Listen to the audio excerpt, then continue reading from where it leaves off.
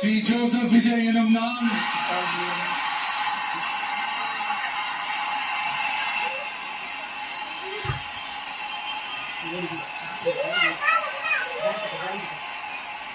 சட்டப்படி அமைக்கப்பெற்ற இந்திய அரசியல் அமைப்பின்பால் உண்மையான நம்பிக்கையும் மாறா பற்றும் கொண்டிருப்பேன் என்றும் இந்திய நாட்டின் ஒப்பில்லாத முழு முதல் ஆட்சியையும் உரிமையையும் நிலை நிறுத்துவேன் என்றும் தமிழ்நாட்டு அரசின் முதலமைச்சராக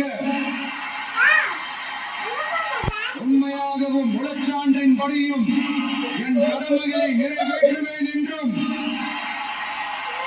அரசியல் அமைப்பிற்கும் சட்டத்திற்கும் இணங்க அச்சமும் ஒருதலை சார்பும் இன்றி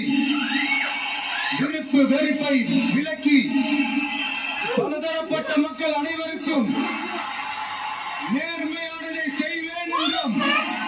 ஆண்டவன் மீது ஆணையிட்டு